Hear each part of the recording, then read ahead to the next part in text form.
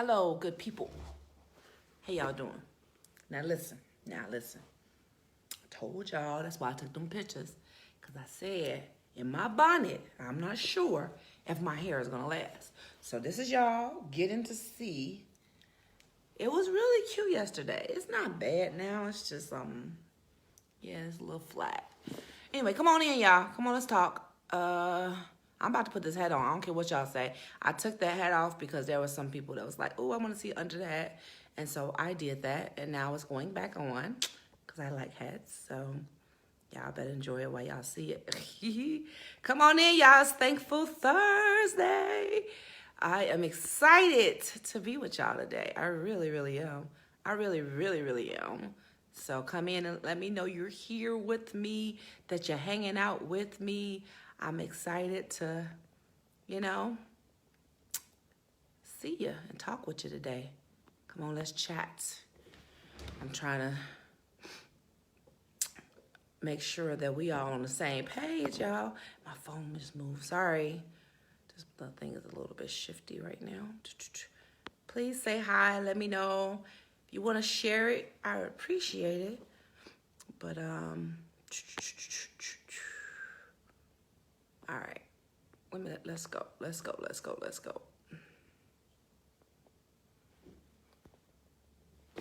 Hey, Kiana girl.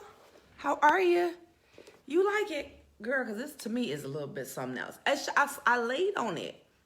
That's why I told y'all I took pictures last night. Because I wanted proof that it was cute. I was cute.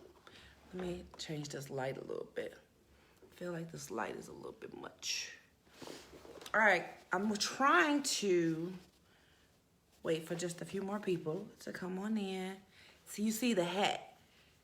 It's the hat, y'all. I'm just trying to tell y'all. A hat make everything work. The hat did it. I don't care what y'all say. I kept the hat off for half a second so you could see what it looked like without it. There we go. It's the hat. The hat's gonna be it, y'all. All right. Say hi. Let me know you're here. Let me know you're here. Let me know you're hanging out with me for half a second. I hope your day was good. I hope you had a wonderful day. It is Thursday. And so for me and you all, it's the end of our week. So I said, what am I wanting to talk about today? And so I think I really, I had to sense what was in the air. And y'all know how I am. I feel everything. And so today, I think I was noticing that a lot of people are having some heaviness happening, right? Some feelings of uneasiness, feelings of moodiness, just feelings that things are not quite right. And I think what I know is that when that happens, you don't always know what it's coming from. You don't know why it's there. And I'm here to try to put in some insight about that. So that's where we're at. If anybody could, if anybody relates to that, just let me know. Like, y'all know how I feel. I talk to myself. I don't have to be on here to talk to myself, but I'm here to make sure I engage and know that you guys feel me when I'm talking about. So, yeah, like we've all had those times. We've all had those moments where we're literally just don't feel right and can't always put our finger on it, right? That's the thing that sometimes bothers me. Like when I don't feel good, I usually know why. Like it's like something happened and I can kind of pinpoint it. What's always weird is when something didn't happen that was major enough for me to believe that, it caused this, the way that I feel. And that's the gray area that I tend to get a little bit concerned about. And I wanted to talk about this now because it's funny because it was like, I think it was really nice earlier and I really meant to get out, but I didn't get a chance to. It was beautiful outside. And if y'all know me, y'all know I love the sun. I love warm weather. I love everything about warm weather and lots of sun outside. So it was a nice distraction. Okay. And when I say nice distraction, if you're anywhere in Chicago where I'm at or in the surrounding areas, we have the situation where it's fall and it's moving into, it feels like it's moving into winter pretty quickly. And so I'm bringing that up because there's a thing, and I'm sure you guys have heard of it, called seasonal depression. There's a couple of other words for it, but I'll just use that one for now. And usually it means like when the seasons shift, especially when it comes from summer to fall. Usually that extreme shift for people, the days get shorter. You have less sun, less time in the day. It's darker more of the day. And I know that affects people heavily. Some people mildly, and some people much more extreme than others, right? Hey, Jamie. Hey, Nick. Nicole. I feel like I don't think that we talk about it enough. And I know I didn't understand what it was when I was younger, right? I didn't really get it. And some people, sometimes depression is the big curse word, in your family. Like if you say that you're depressed, they say something's wrong with you, right? You tell somebody that you have, and it becomes this whole, y'all know how I feel about the mental health stigma. Hey, Bianca, I frown on it because it leaves us stuck. This idea that everybody's okay, everybody's great all the time is such a fallacy. It's such an illusion, and it's such a, it sets us up to believe that we always have to be okay. And if we're not okay, or not even okay, if you're not great all the time, that you're broken, okay? And so it's something that I have an issue with, this whole, when people use the word depression, or, they come and believe that it's like you are tainted, you're broke, something's wrong with you. And here goes, unpopular opinion of the day. I believe everybody's been through versions of depression. Everyone. Hey, Ty, how you doing, girl? Thank you, girl. I believe everybody. And if you tell me you haven't, I don't believe you. Sorry, I don't. Let me tell you something about life, okay? Life is unpredictable. Life comes and it happens, and you can't control it all the time. Life will whoop your butt for one day and then rain blessings on you the next. So the reality of it is, instead of us acting like there's nothing bad that could ever happen, and you never have feelings that you don't feel good or you don't feel happy, let's address it. Let's talk about it, right? The stigma is sickening. The silence is deadly. It's deadly. It is. It is. So that's what we're talking about today. Breaking up the stigma that you cannot talk about when you don't feel good, when you feel uneasy, when you're shifty, when you don't know why. Listen, I'm not a doctor, but I do know a lot about the subject just because I've done a lot of research on it, and because I was interested. Because I'll be honest, let me give some transparency. When I was younger, I did not understand depression. To me, the way it seemed to be explained to me was that you're just sad all the time. Y'all remember back in the day, the way I used to think of depression was, on, what was that called? Winnie the Pooh. Remember Eeyore? Eeyore, the donkey? Like, that was, to me, oh, Eeyore is depressed. What's wrong with Eeyore? He couldn't help it. And when you talked to Eeyore, he wasn't mean or anything, but he was always sad. He was always pessimistic. He always thought the worst of a situation. It was hard for him to figure it out. And I remember always feeling sad for Eeyore.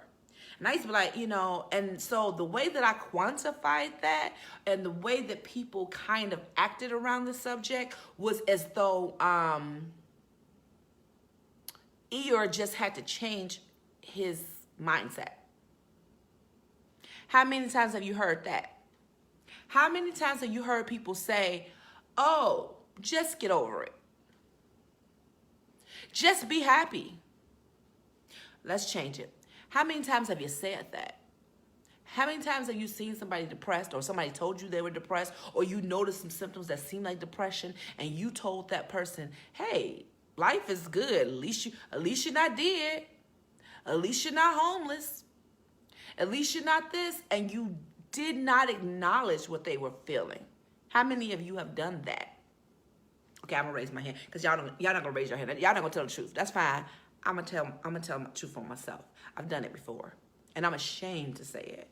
I'm so ashamed to say it, but I'm being honest and real about it. I have done that before. I was much younger, didn't understand it, me being a naturally energetic, a naturally happy person, I didn't get it. I didn't get the idea of it. I didn't understand what it really meant. And so I, too, had a stigma about it. I, too, thought that, it was a choice. I thought it was a choice. I thought being depressed or not being depressed was a choice. And I was wrong. And I was extremely wrong. And I think that sometimes when people are in that depressed state, they don't necessarily get to hear somebody be honest about it. So for anybody who's ever felt depressed, anybody who's in depression, anybody who's in depression right now, if anybody has ever minimized what you were feeling, if anybody ever made you feel as though that you were being dramatic, if anybody just told you that you were just being negative, if anybody downplayed what you were feeling, I apologize on behalf of them, because I was one of those people.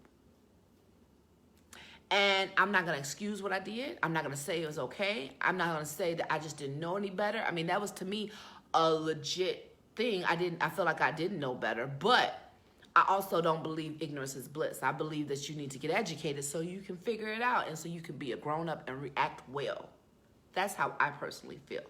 So now that I'm educated more about it, let's talk about it a little bit. Emil, you said depression is a legit medical condition. It absolutely is.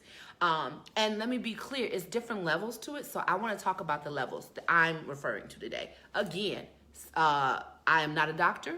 I am not talking about every part of it. I'm telling you about what I know, and I'm communicating that information to you. And it's possible I can be wrong, so do your research yourself. I'm just here to give you a perspective, okay? So there is what I believe 3 different types of depression that I know personally, okay? Now, there can be more. I'm telling you about the ones I'm talking about today, okay? The first one is situational depression. Situational depression. Situational depression is just what it sounds like. There is some type of situation that happened that pushed you into this moment of depression. And what do we describe as depression? Depression is an overwhelming feeling of defeat, sadness, uncontrollable crying. There can even be body aches. You can not want to wake up. You can want to sleep all the time.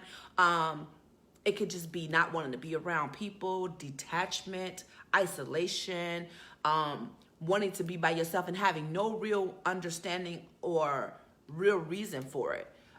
So that's depression. What I'm talking about right now is situational depression. That's when a certain situation pushes you into a moment of depression. Example, if somebody close to you passes away. We usually call it grief, but to me, I don't know, I'm be careful with my words. Grief can turn into depression, or you can be in situational depression at the same time while grieving.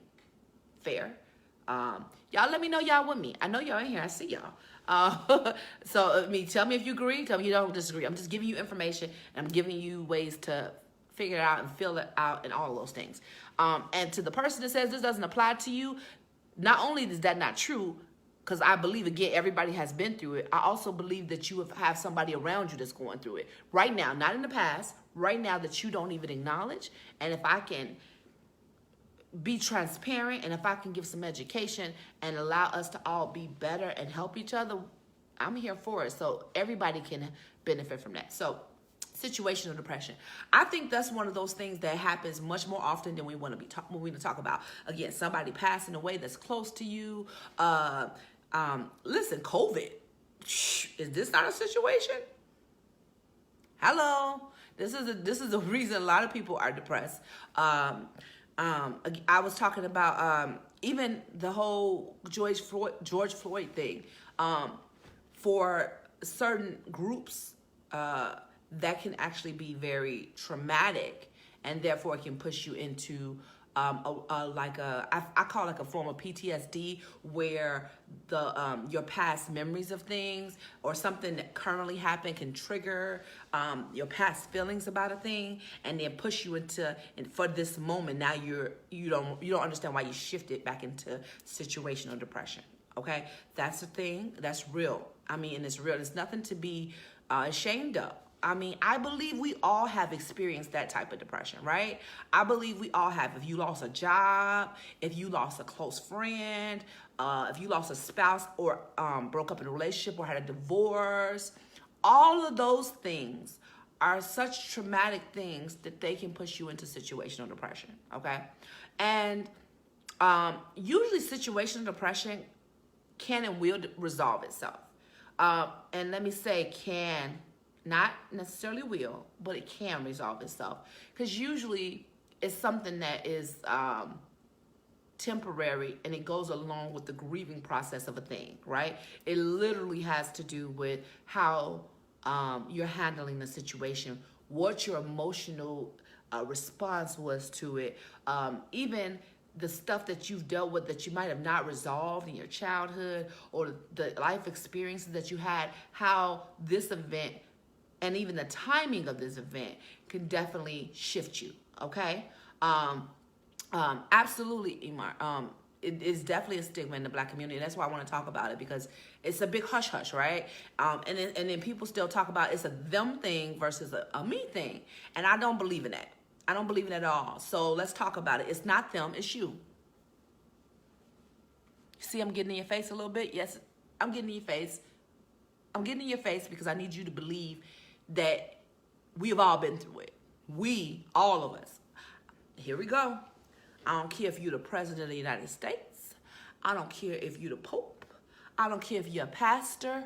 I don't care if you the CEO of a company. I don't care if you have a wonderful family and a home situation. I don't care if you are traveling the world and jet setting. I don't care if you're an inventor and you're on the Fortune 500 cover.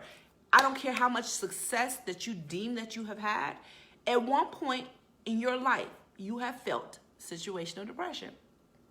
It's not up for conversation, in my opinion. I'm telling you, you have. You just didn't know it.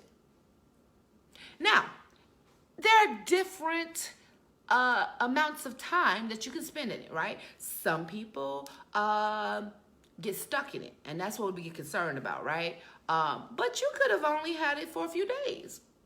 Who knows, right?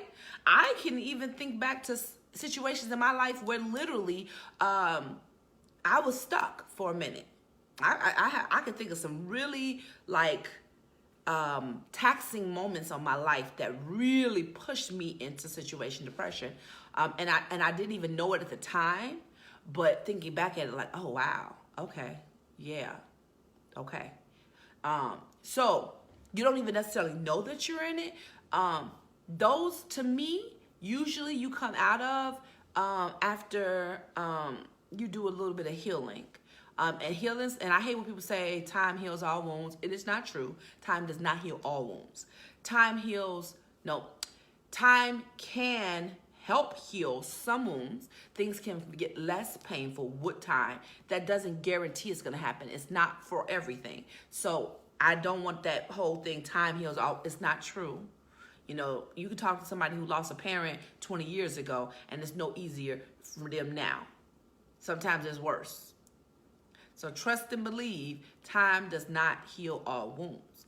I think doing the work, I think dealing with some other issues in your life can help with that, because I think you can definitely get stuck in that situational depression. I absolutely believe it. I know people who have been stuck. And this is kind of a hard subject to talk about because people feel exposed. People feel like, you're talking about them, and that's not it, y'all. I really want to help.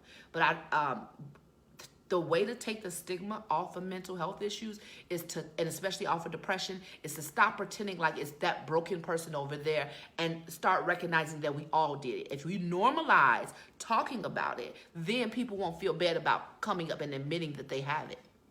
I'm going to say that again. If we normalize talking about the fact that we've all been through it, no matter what your financial status is, no matter what your relational status is, no matter what your faith or your religion is, we have all been through it.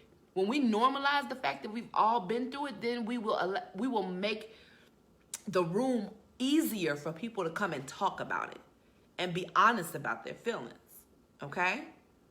All right, so we talked about situational depression. So again, I say everybody's been through it. I think it only gets really bad is when you stay in it too long. So I said situational. The other one, I have three. Clinical and sorry. I talked about a partial one a little earlier. I talked about like seasons. So there's a such thing as seasonal depression. Again, that's when the days get shorter. It gets darker outside. It's not as much light.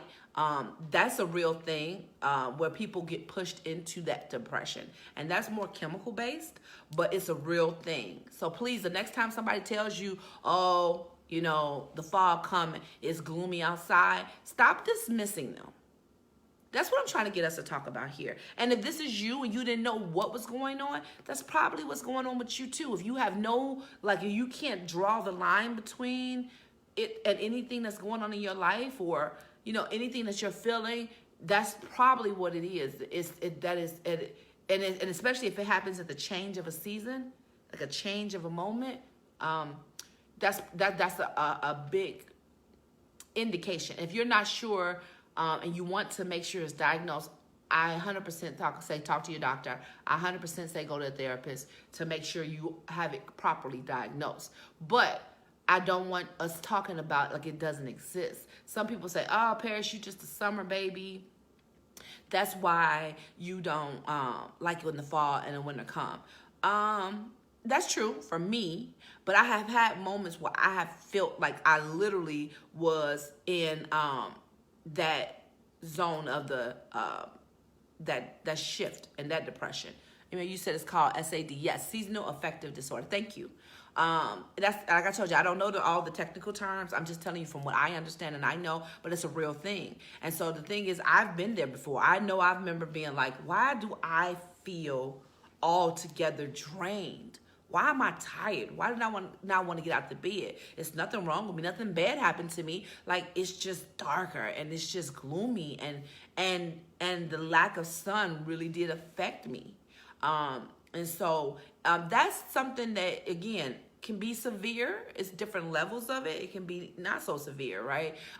For me, I found just, trying to get some sunlight, being active, eating better, shifting some things in how I reacted helped me. But that's not for everybody. And I don't want us to, again, put everybody in this one boat like there's a one fixed answer for everybody. It's not. That's why we're talking about it. That's why we're talking about it, guys. It's not them, it's us. It's us. Normalize talking about stuff like this. I know it makes some people uncomfortable. I'm very aware of that. That's why we're talking about it. I'm here to talk about hard issues. I'm here. Everything's not going to be, hey, what's up? That's cool too. But sometimes we got to talk about the things that affect us in that type of way. The things that people don't feel comfortable enough telling you because you're judgmental. Because you say things that are insensitive. Because you tell them to get over it. Because you tell them to be happy. And here's y'all know me. I always step over the line, but that's okay. Y'all know, I'm a believer. I'm a Christian. That has nothing to do with the life. But the reason I'm telling it is that I also don't like the whole idea that just because you know God, or you're saved, or whatever you want to call it, you're Christian, that you can tell people just to pray about it.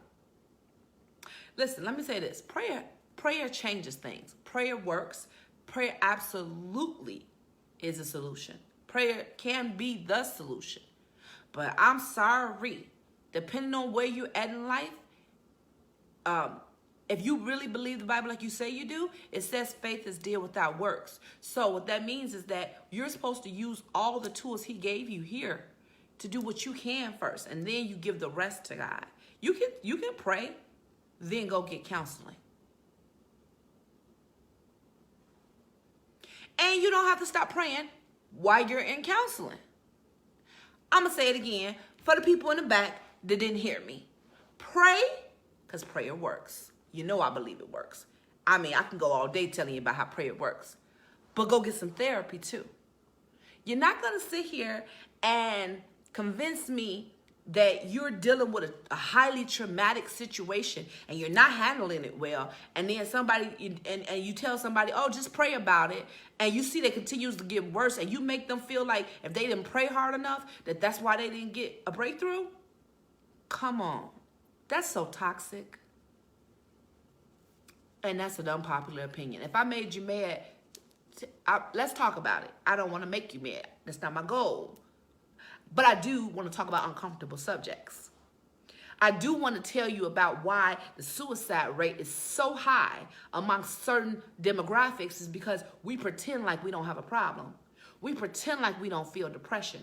We pretend like that we're okay when we're really not, because the community is not open enough to listen to the concerns when we don't feel okay. PSA, public service announcement. If you don't feel good, let me tell you something. I'm not God and I'm not a doctor, but if you just ever feel like you need to talk and nobody else will listen, I don't have anything but an ear for you. I got ears. And if you need to talk, you can talk to me. If that's what it'll take to help you get through a hard moment, come on. And I can't be everywhere, but I can do what I can. But if we all adopt that theology or that, life mantra, we can help. We can break this stigma. I believe that this mental health crisis is, let me tell you something. First of all, it was already severe. They've cut funding for it. In the governmental level, there's not many places that offer it, and the accessibility is horrible, especially in some of the poorest neighborhoods, where oftentimes it's needed the most, right? We have the biggest forms of the PTSD. We have, they said at one point, the ghettos of our world, especially in Chicago, y'all want to talk on the news about the gun violence and stuff. But when they tell you that our ghettos, the kids have the same version of PTSD as they do over in a third world country that's war-torn, like Baghdad and Kuwait, all that stuff. Then you have to start thinking about how serious and how fragile the mental status is of these people. Everybody wants to talk about a solution. How we got to make sure that we support each other. We got to make sure that we're not killing each other. We got to make sure we're not doing this. Well, let's talk about it. They're not going to stop shooting until they see a better solution. They are doing it because they feel empty inside. They feel hopeless. They're depressed. They've grown up, and a lot of times they've been raising themselves. A lot of them deal with the orphan spirit because either mama wasn't around, she was either getting high or something, or she had men all doing this stuff, and she was distracted, or she was battling her own demons. No shade to mama. But she was battling her own demons, so much so that she couldn't pull in the baby. Or daddy took off. Or if daddy was there, he was absent. Or daddy had his own demons, and he wasn't able to be there for him the right way. He wasn't able to show him the things he needs to. So until we are courageous enough to talk about mental health stuff, until we stop like hiding from it, stop talking to me about wanting to make a difference. I'll tell you all day, systematic racism could leave today, right here in this very moment. But we as a community will still be messed up because we are not taking the right steps to deal with our mental health. And that's period. That's what I'm concerned about, and that's why I'm passionate about talking about it. I want to get it out there. If I annoy you enough to go to see a therapist, I did my job. If I annoyed you enough to see that person that's sat over there that you know haven't been themselves, and to go talk to them and see how they're doing, and it keeps them from killing themselves, I've done my job. If I annoy you enough to say, you know what, I don't think nothing wrong with me, but let me just go see somebody. And then you find out you've been dealing with years of generational curses of things like, dysfunction and toxic behavior. And then now your child doesn't have to go through it because you're fixing you. I've done my job. And I'm talking about one person. One. Anything more is extra. Okay? So I'm really super passionate about it because it's okay to not feel good. It's okay to feel uneasy. It's okay to feel moody. It's okay to be depressed. It's okay. Let's talk about this too. Men, y'all get depressed too. I know y'all think it's a woman thing. I get agitated at it because y'all love to believe that we're so much more emotional than you are. Let's be very clear. Y'all have emotions too. We're wired differently. We process differently. But honestly, that's from person to person. There are some women that are not as emotional than others. There's some men that are more emotional than other men. And there's nothing wrong with any way it goes. So let's stop trying to act like you don't have these concerns too. A lot of the times we have relationship issues because nobody addressed how we were raised. Nobody addressed the neglect and the issues that came up that cause us in this dysfunctional, toxic cycle. We don't talk about it. We say stuff like, oh, that's just how my mama is. Oh, that's just how auntie so-and-so is. Or we say something like, oh, this is family. Water is, what we call it? Blood is thicker than water. We always support each other. We keep our business in our house. Don't tell nobody. Don't say nothing about nothing. You know how it is. That's how it goes. But that's the type of behavior that keeps us bound. That's the type of behavior that keeps us sick. And then all of a sudden when somebody ain't doing well and it's noticeable, but we saw it all along, but we didn't say nothing about it. But when somebody not doing well, all of a sudden, I don't know what happened. Now the whisper start. I don't know what's going on. And the thing is that you are just as much to blame for the person being dropped as they are. And I say that because if you don't start normalizing a conversation, if you don't start talking about it, then people will keep the secrets. Then people will suffer in silence. Heck, I know there's somebody on here that's probably watching this or the replay that's felt this way before in the past. Heck, it's somebody that might feel this way now. That feel like they really can't be honest enough to say, hey, that's me too. It's okay, you don't have to say it right now. But I'm hoping to open this up. I'm hoping to spur dialogues within the family and within your friend circle. I hope, one day that you sit down and you say, hey, y'all come over and y'all have some food and y'all start talking about these kind of topics. You'll be surprised what type of things come out if you come from the right place. Let me be clear. Don't you just go out and just talk to anybody all the time. You need a safe place. So you have to figure out what your safe places are. And if you don't have a safe place, there are lines you can call. And there are people that you can really kind of figure out who genuinely care about you.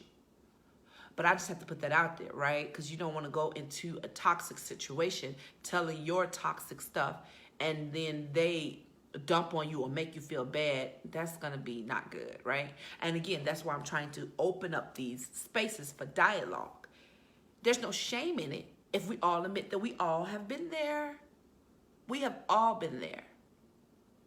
I think I didn't talk about the last one.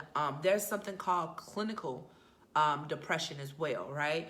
And clinical is where you have something that could be wrong inside, like a chemical imbalance, a hormonal imbalance, something inside of you that's not right. There's no situation that happened to you. There's nothing that spurred it. It's just this, like, you could be happy one moment and literally you can blink your eyes and now you're sad all of a sudden. You can blink your eyes and now you don't know why you're moody and you don't want to talk to anybody, and it feels uncontrollable. It feels like it came on suddenly. It feels like you can't do anything about it.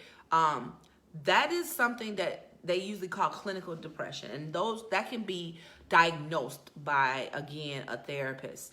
So I would definitely, like, let's take the stigma off of going seeing one. If you go see your primary doctor, why wouldn't you go see a therapist if you need to?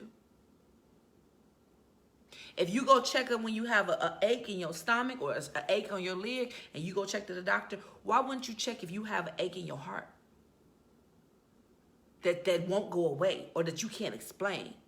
Or if you feeling like really crazy in your head, I hate to use the word crazy, let me stop using that word. But if you don't feel right, if you feel like, I know that I'm unnaturally angry, like I know, like I just got so mad I don't feel like I can control it. If you feel like your mood swings are so extreme and you don't even know why, baby, that's just not your time of the month. That's not just because, it's we have to stop normalizing this dysfunction, and we have to start normalizing going to get checked out when we don't feel right, or when we see somebody, or suggesting that they might go talk to somebody without making them feel like they're, I hate the C word, the crazy word. It's not, listen, it's not true. But it is something that you can get to check out, and that's something that you definitely want to check out because you can't control that. That's not something that's controllable, and so you might need some assistance and some support to go through and a regimen, okay? So, I definitely believe that we have to be honest about this and talk about it and pull it out. And a lot of times, some of the short-term depressions, those situations, we can deal with that if we talk about it and get it out and not hold those things in. Let me tell y'all something. Stress and toxic behaviors,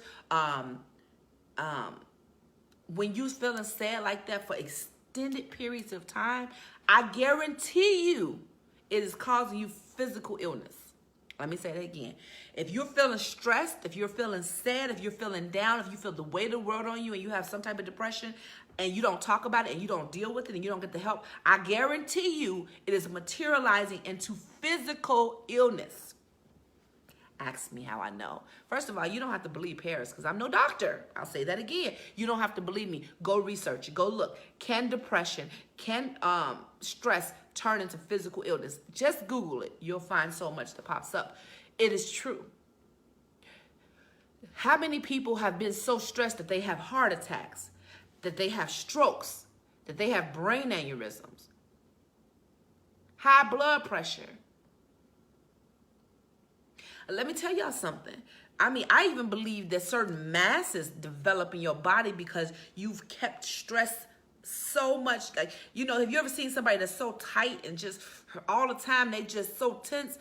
Man, when you do that and your body is constantly in fight or flight, that's what they call it, right? When you are in a moment of distress and you stay there too long, your body goes into fight or flight, where literally you just ready to fight all the time or figure it out. And that's why people just always on edge and you see them like that. A lot of times when you feel somebody that always like that, that is not normal and it's not natural. And so if your body's in that fight or flight at all times, I guarantee you have some type of mass, and or you have some type of illness that you won't either you talk about it or you don't talk about.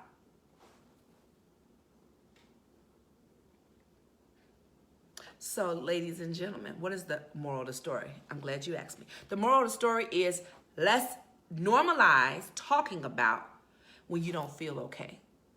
Because it's okay to not be okay. I am an extremely positive person. I am extremely encouraging and motivational. I can bring out the positivity. I'm super optimistic. I could do that every day, all day. That's what I live for. But let me tell you something. If I'm not feeling good, I'm not going to fake it. Now, if I have to do for certain things, that's fine because I don't bring certain things to work. Or sometimes when people really can't, I can tell that they're not doing as good as me. Okay, I'll figure it out. But let me tell you something. In my safe spaces, I have to let it out. I got to do whatever I got to do. And I have to get it out. And I have to release it. You can't hold that stuff in. It's toxic to your body. It's toxic to your emotions. It's toxic to your mind. It's toxic to your heart. A lot of time we see people that's bitter and mean, and we see people that have mental issues, and we see people that's just not all have it right.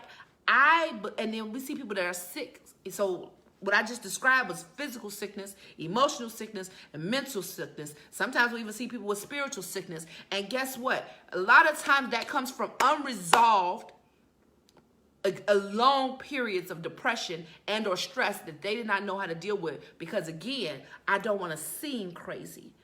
I don't want to seem like I'm broken. I don't want to be a victim. I don't want people to look at me a certain way. We have to do better by talking about this. And so I'm going to give homework today. Here's some homework. Some homework is this. If you have a family group that you're close to, or you have a close-knit family, or if you have a friend group that you're close to, or just a few people, you don't have to be anybody more. Heck, it could just be you and one other person. Have a conversation. Talk about depression. Talk about feeling sad. And if you're the person that feeling like that, if you're feeling uneasy, moody, all that, and either you think it's situational or you don't know where it came from, or if you think it's seasonal, whatever it is, talk about it. Get it out with your safe place. I promise you, you'll be surprised at how they respond. And if it's not you, just start talking about it.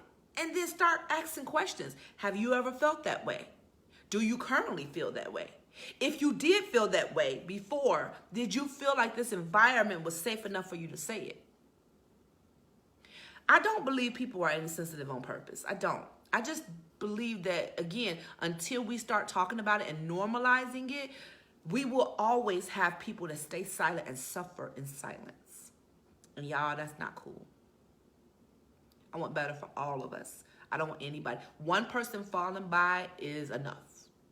The whole ship goes down with one person. I don't believe in allowing people to fall. So I'm here to just let us talk more about it and let's get it out. So I hope y'all hear me today. Y'all, like, really have a conversation. And don't believe that if you have kids that is too young to talk about this. It's no such thing. Our kids are suffering. And especially from this COVID thing, and being at home, y'all better talk to your kids. And stop trying to tell them to get over it. And stop telling them they don't have a voice. And don't tell them they don't have the right to feel sad. And don't make them feel bad because they do feel it. And don't sit here and say, well, you stay at home and I don't care how you feel. That's not cool. They're little people with real feelings and real emotions. Yeah, okay, because COVID out there, we're not going to let them go to school. Fine. But acknowledge their emotions. Deal with them. It's real. It's serious. Y'all, we can't pretend like they're not suffering. Our babies won't say nothing because they say the wrong thing, you yelling at them. They say the wrong thing, you know, you gonna give them a whooping and put them in their room. Listen, open the conversation up. Open the conversation up. Make it okay to talk about. I saw this really cool thing I like, and this is one last little thing going on. I saw this really cool thing where somebody like did these different color circles. I mean, smiley faces, different color smiley faces, and they do this at the doctor a lot, and I like it. That's why I saw it, and it's like you can say on the, you know, if this color is, you know, I feel bad today. This color I feel good. This color I'm kind of okay, or this color this that. And it allows especially younger people that's not able always to articulate how they feel to have a safe way to communicate that. Parents, let's try that. Instead of yelling, maybe little Sarah's not doing well in school because she misses her friends. Listen, y'all, I miss my friends. So Sarah can miss her friends. She can miss her friends. Stop telling her she don't have a right. I don't care what you miss. We're going to be safe in this house. She don't care nothing about what you're talking about. She just knows that right now in this moment, she's sadder than she ever has been. And you're not hearing her because you stressed. You trying to take care of the house. I get it, Mom. It's stressful for everybody. I'm not dumping on you. I'm saying I'm advocating for Sarah. Sarah don't have a voice all the time. So I'm advocating for Sarah. And if you've done this, don't feel bad. Don't feel bad. I'm not trying to make you feel bad. I'm trying to make you aware. Heck, I've done it before. Listen, somebody had to get me straight one time, and my son was acting out when we first came home, and I was like, oh my God, why are you acting this way? And boy, this is going to do this. You'll be all right. You'll be all right. And somebody had to let me know, let him own his feelings. Yes, he's acting out in school. He's acting out a little bit because he doesn't know how to talk about it. So instead of attacking him, how about we try to figure out another way to talk about it? How about we give him incentives? How about we give alternatives? How about we give him a voice, a safe place to say it without getting in trouble? Yeah, I felt bad, but then I said, okay. Lynn, be aware and be better. That's it, Lynn. That's what I'm talking about. It's not about condemnation. It's not about making you feel better, but it's about feel bad. It's about being aware and then doing better once you are aware.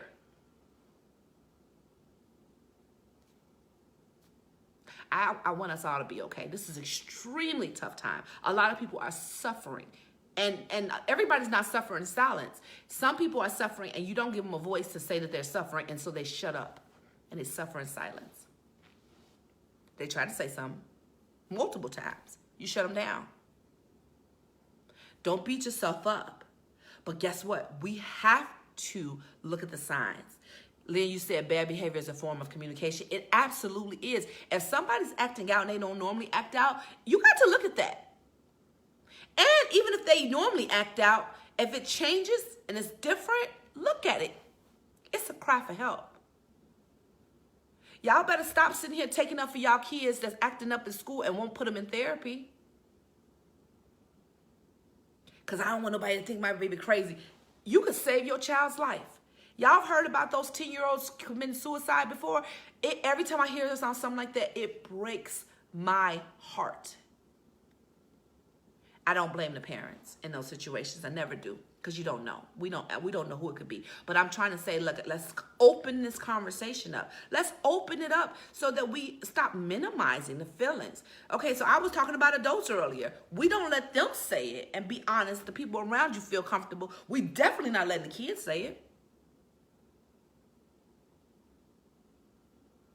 Normalize talking about your feelings. Normalize letting it be okay for you not to have a good day. Y'all, come on, my Christians, don't over-spiritualize this thing. If your kids say they're not doing okay, don't go get the oil and sling it. You can do that too. Don't get me wrong, do that too. But you better listen to them. You better let them feel heard. And if they need it, you better take them to a therapist. I don't even want to talk about in the past how many church kids have felt like they couldn't even be depressed because that's just against being, we're not going to even go there.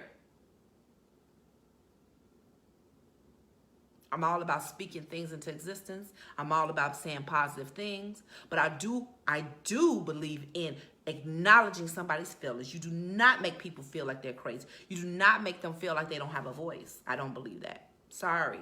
Not sorry. I'm not really sorry. I'm not. I don't want to be disingenuous. So that took a sharp turn. I'm supposed to be going off. I don't know why that came up. It came up because somebody needed to hear that. That's why it came up. If it's either somebody on this live or if it's somebody on the replay. That's why it came up. Normalize having this discussion.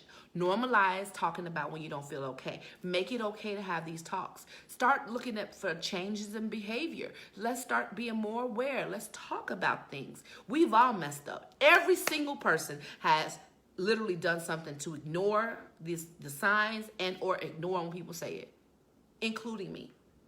So I can speak on it because I've been there. And I'm taking measurable steps to not be there anymore.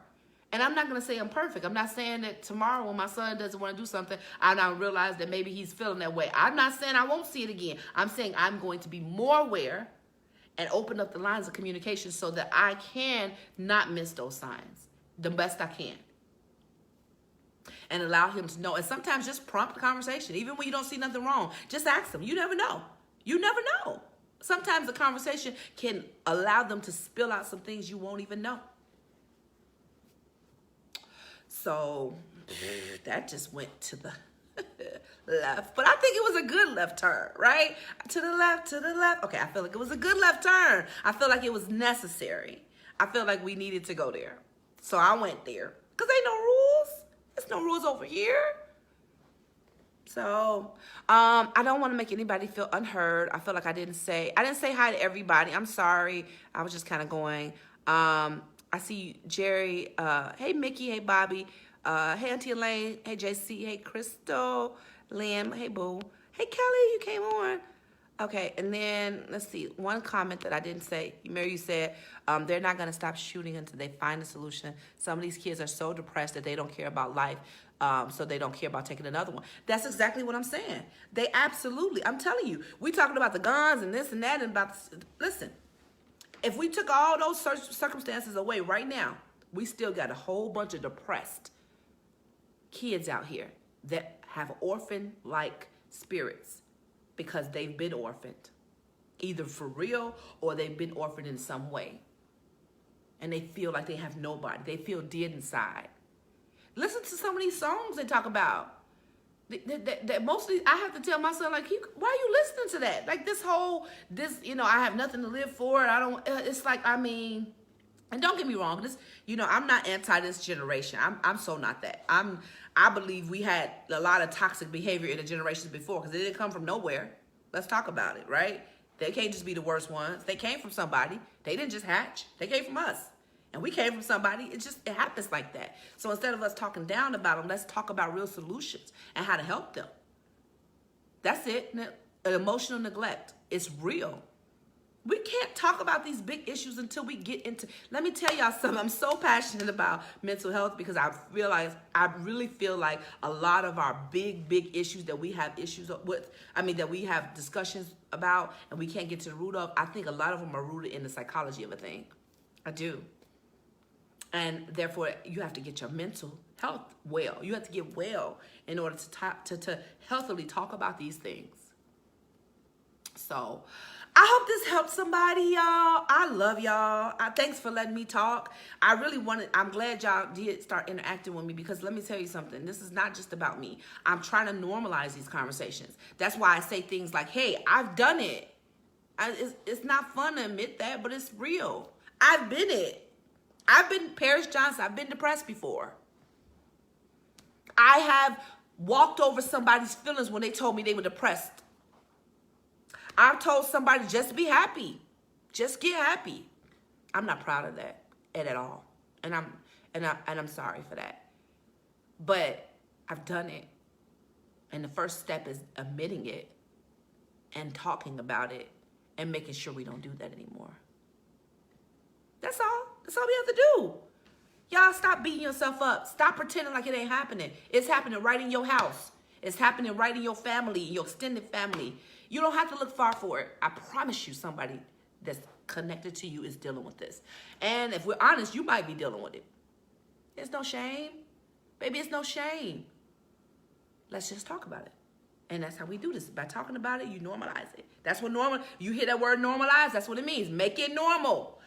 Make it, like, I talk to my son sometimes. I know my son is 17. I know I get on his nerves sometimes. I'm like, how you feeling today? I'm fine, Mom. What's wrong? Nothing wrong. Everything okay with you? Mom, you just always want to talk. I just want you to know you can talk to me. Well, Mom, you always bother me. Listen, he can huff and puff as much as he wants to, but what he's never going to say, he's never going to have to say that I didn't care. He's never going to say that I didn't want to hear him. He's never going to say I minimized his feelings. He's never going to be able to say that. Not now, because I'm aware now. I'm not going to always get it right, but I'm aware, and I'm going to try. That's all we can do. Be aware and try. Be present, guys. Be present. Let's see. Hey, Mom. Lynn, you said we were discussing teaching mindfulness in schools and having meditation instead of detention. Listen, absolutely. I wholeheartedly agree with stuff like that. Like, really, because really we have to think about what their mindset is. And when you think about that and you assess that, it definitely changes their behavior. We just want to punish the behavior because a lot of times they don't feel like they have time to get to that part. But if you get to the root and stop treating the symptoms, y'all don't want me preaching on here, so let me stop that. But you already know I feel it. You already know. Yeah, so I'm gonna go ahead and get on off. I'm getting a little hot because I'm over here talking about all this stuff. My hair about to sweat out. I don't know if y'all see it getting all puffy now. It is. That's why I got the head on here, because I'm trying to tell you it ain't lasting. See? Ooh, already. Yeah, Jesus.